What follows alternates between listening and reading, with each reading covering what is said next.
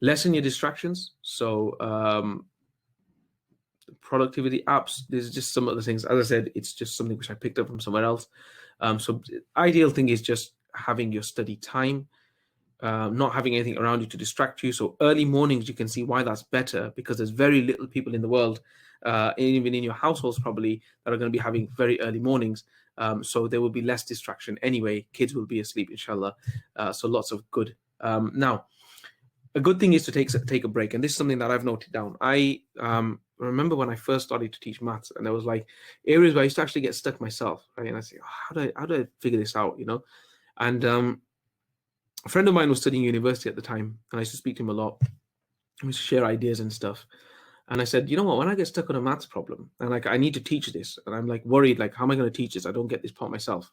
I go away. I step away from the table. I'll go for a 5-7 minute walk. I'll freshen my head up. I'll come back, after 10 minutes or so, and I'll look at it again, and I figure it out. So he goes, yeah, that's because you're looking at it from a different angle now.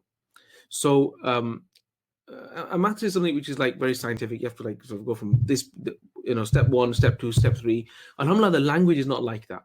So the advantage that you have straight away in the language is you can still move on to something else, even though you don't get whatever you're stuck on.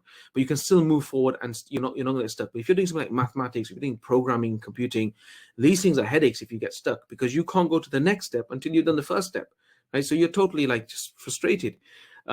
So sometimes stepping away, even in Arabic, if it's getting too much, if you just can't concentrate, maybe it's not written at that time, right? So pause, go for that walk. And this walk works wonders. If you have cravings and things like that as well, so cravings, or you can't concentrate at that moment, pause, stop yourself from going and eating what you're not supposed to have, get outside, go for a walk, freshen yourself up, and that blood circulation, that usually works wonders. Okay. And when you come, as my friend told me, when you come back, you are now looking at it from a different angle. So that's a brilliant thing. Okay, so break it up. I would definitely give this advice, and I've seen this as well, alhamdulillah. Wow, take breaks. Snacks, we're talking about snacks. Yeah, if you need to have a little snack, a little cup of tea is not gonna hurt anyone. 2 biscuits, limit yourselves, and inshallah, a little bit of a sugar rush won't be too bad, inshallah. So yeah, a little bit of a break, that 5-minute break in the middle, or that walk that you've just taken, go and grab something at the same time, come back. Give me feedback on the videos and stuff as well, guys. I hope they're entertaining enough for you to keep moving forward. So definitely something that I think it does